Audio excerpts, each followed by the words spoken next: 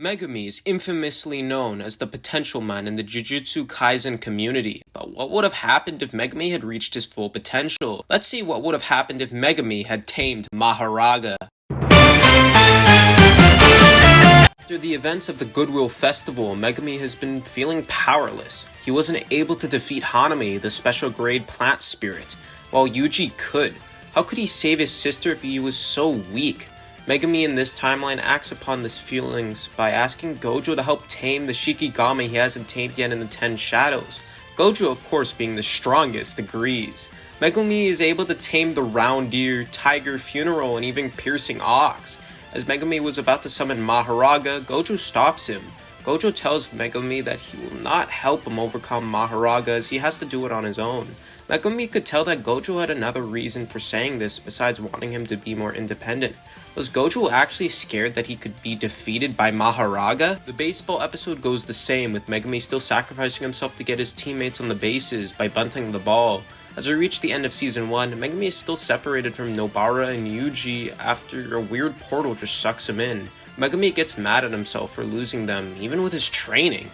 He's suddenly punched away. A finger bearer stronger than the one in the detention center was the reason Megumi was separated from his friends. Megumi fights the beast, but its cursed energy blasts are just too much. Thanks to the finger bearer's speed, he's unable to summon any shadows. This puts Megumi on the verge of defeat, with him putting up his arms to summon Mahoraga. In this timeline, Megumi, with his inferiority complex being larger due to his failure with his greater strength, leads Megumi to complete the summoning of Mahoraga. As Mahoraga is about to slap Megumi, he's hit by a blast. From the finger bearer? It starts laughing at the Divine General at how silly he looks, but this was a mistake. Before the bearer could even react, it was punched in half, being speed blitzed. Megumi realized what he had just done. Mahoraga being unleashed could go on a killing spree, and with Nobara and Yuji nearby, they would die. Megumi then realizes why Gojo did not let him tame Mahoraga. If he had been selfish in this situation and tried to prove himself by not using his suicide move, he would have won.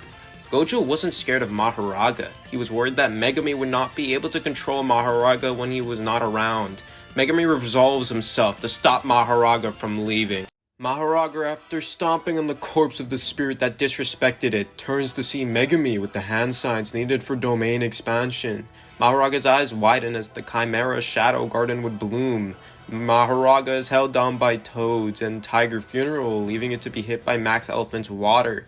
Mahoraga easily breaks out as it's way stronger, and the water does nothing but give Mahoraga a cleaning. The beast rushes at Megumi and the elephant, but Rabbit Escape quickly blocks its view as it's then hit by Nue's lightning. The water plus the lightning from Nue actually does a small amount of damage to Big Raga before all of the rabbits are shredded and the domain is shattered. Mahoraga suddenly feels a tingle on its back. Megumi's kick lands on him. The beast is about to shred the boy when the black lightning starts to pulse from the kick. Mahoraga is stunned, not from the power of the attack, of course, because he's many times stronger, but how Megumi is fighting so hard. Megumi then lands another punch that turns into a black flash. Mahoraga quickly swings and rips Megumi's leg off before Megumi is brought away by Rabbit Escape. Round Deer then appears and uses reverse curse technique to heal Megumi's leg back to full health. Luckily, Megumi had practiced with Gojo to be able to use his shadows. Megumi then slams his hands together for another domain expansion. Mahoraga rushes at Megumi, and as he's about to hit, Piercing Ox pushes Mahoraga back. As Megumi shouts, "Domain expansion!" Mahoraga is unable to see. His wheel has 3 spins and only needs 1 more to be immune to the 10 shadows. Megumi had done it! He had completed his domain. This was thanks to Megumi's insane potential and the black flashes unleashing this potential.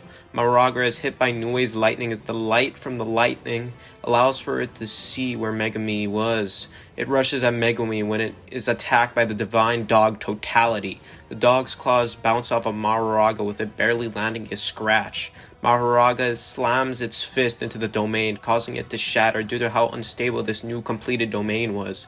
Mahoraga rushed at Megumi as the wheel is about to complete its final spin. As it was a second away from victory, a shadow would appear next to Megumi. Boom! Megumi was hit by a blur that caused Mahoraga to be knocked on its back, then disappearing. The piercing ox fades as Megumi passes out from exhaustion. He would eventually find Megumi after he did not return with Nobara and Yuji. Megumi eventually wakes up, telling Gojo about the battle with Mahoraga. Gojo is extremely surprised and happy in how Megumi was able to reach his potential. He was surprised at how Megumi thought of using Piercing Ox's charging ability to gain enough power to knock out Mahoraga. This makes Gojo's dream of making a generation of sorcerers who are all strong far closer to becoming a reality. The hidden inventory goes the exact same way as we now arrive at Shibuya. Yuji and Nobara, after hearing about Megumi's new Shikigami, train harder to close the gap. And not to be shown up, of course. The Jujutsu higher-ups now feel pressured to try and eliminate Gojo, since he now has two special grade allies, the Vessel of Sukuna, and of course he's also the strongest. With them already leaking information to the disaster curses for the Goodwill Festival, another slip just so happens to take place in Shibuya. Gojo still goes there and fights the disaster curses. Gojo, being overconfident, is captured by fake Geto in the prison realm. Yuji still fights Kogai and in this timeline is able to beat him far easier because of him being stronger. Yuji still goes after the grandma and is knocked away by Awasaka, leading to Megumi joining in a jumping. Megumi proves why he's now on the special grade level as he summons Piercing Ox. Arasaka is unable to dodge the fast bull as he's, thrashed by the beast. Spoilers for the manga, but the Piercing Ox was strong enough to even deal damage to armored Rorozu. This is the same Yorozu who matched equally with 15-finger Meguna. Piercing Ox literally one-shots Arasaka unironically, showing Yuji that Megumi had reached a new level far beyond him. Megumi then separates from Yuji. Yuji gets even closer to defeating Choso after, only losing by a hair, leaving Choso immobilized after his realization about Yuji. Megumi joins the battle with Dagon, being able to clash far better with Dagon's domain due to having a complete domain in this timeline. This mostly plays out the same, as Megumi is still forced to keep his domain up.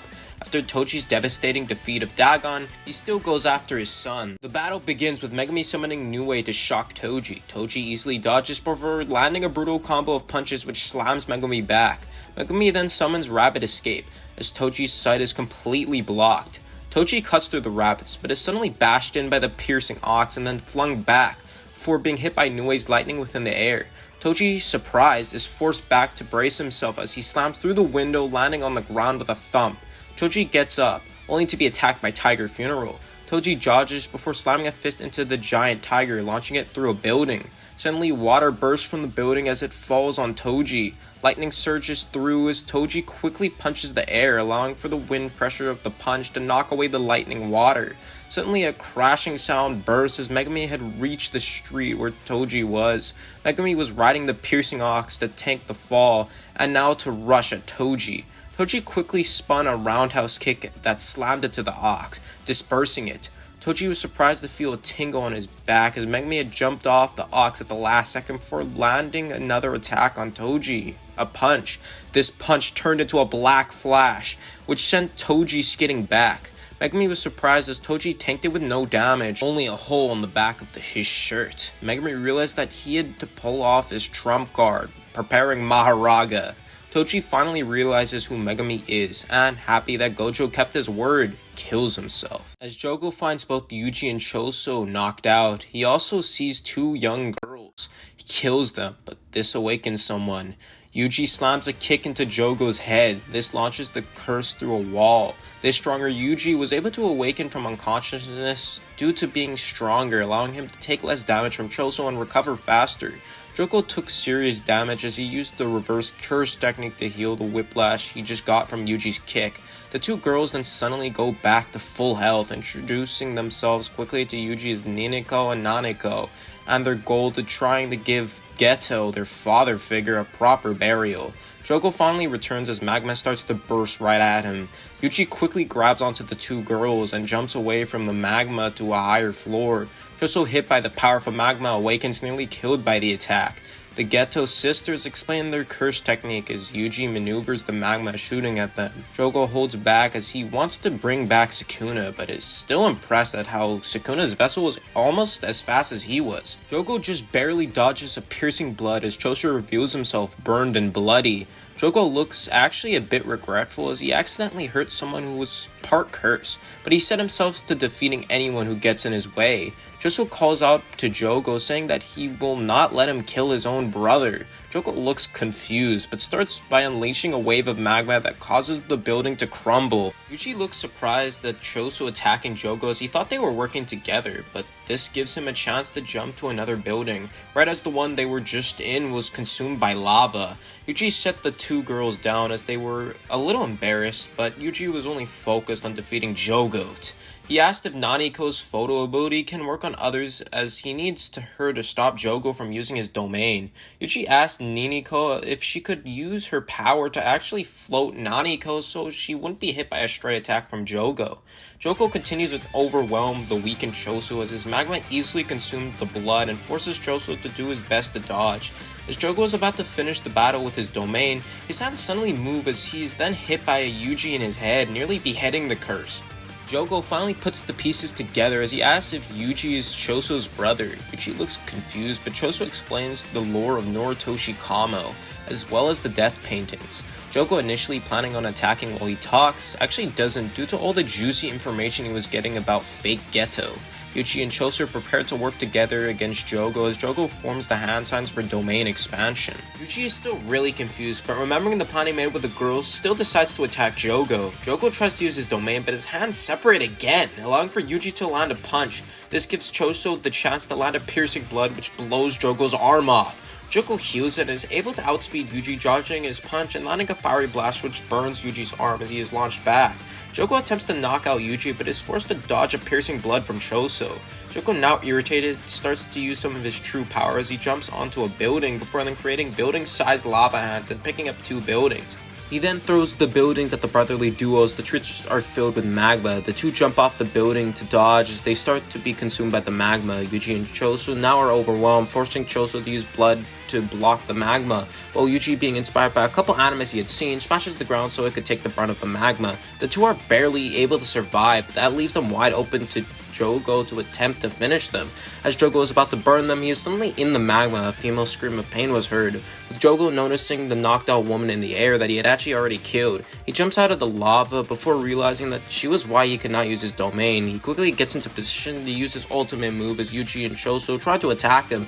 Jogo finally pulls off his domain before then landing the guaranteed attack on Choso. Choso is finally defeated before then targeting the two girls he had finally spotted. Yuji, not wanting to cause more deaths, especially two girls who had trusted him to win, surrenders, allowing him to be fed the 10 fingers of Sukuna after being knocked out. Yuji's decision had immediate consequences as Sukuna, even stronger than the canon version, easily defeats the weakened Jogo even in his domain by unleashing his malevolent shrine to land a guaranteed kill on Jogo. Luckily for Geto's daughters, Sukuna decided to make his domain extremely small to show off because he's the strongest in history, he can show off. Choso was under some rubble but still had many cuts as he was caught by his small slashes, only surviving due to the domain not targeting him directly. Megumi was shocked to see the large battle, only able to arrive after the terrible events that took place. He sees the destroyed city and Yuji in the center. Megumi is shocked to realize that Sukuna caused all of this destruction. Sukuna looks at Megumi and smiles as he knows that this is his opportunity to possibly take Megumi as a new vessel. Megumi, knowing a threat like Sukuna, is instantly prepared to pull out his trump card, Mahoraga. Sukuna rushes at Megumi as he ripped off a finger to force Megumi to swallow. As Sukuna is about to reach Megumi, Mahoraga appears as Sukuna instinctually jumps back. Mahoraga fully summons and in this timeline gets ready to battle with Megumi instead of knocking him out. Sukuna smiles as he realizes that it was true that Megumi had tamed Mahoraga. Mahoraga takes the lead as Megumi summons Piercing Ox to build up momentum. Sukuna dominates Mahoraga as they fight one-on-one. Suddenly, Nue's lightning would attempt to strike the duo. Sukuna dodges as Mahoraga takes it with no damage due to already adapting to the 10 shadows against Megumi. Megumi summons Rapid Escape to block Sukuna's view of Mahoraga but is surprised when Sukuna charges at him instead, forcing hand-to-hand combat.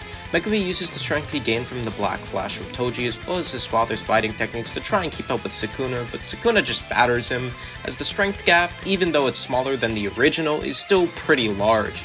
As Sukuna is about to cut off his finger and try and will take over Megumi again, he is bulldozed by Mahoraga. Megumi summons the Divine Dog Totality, bigger than ever before from the Black Flashes, and tries to use it in combat. As as the dog supports Mahoraga in its assault. Sukuna smiles as he then dismantles Mahoraga before jumping off Horaga and sending a kick into the divine dog that disperses it instantly.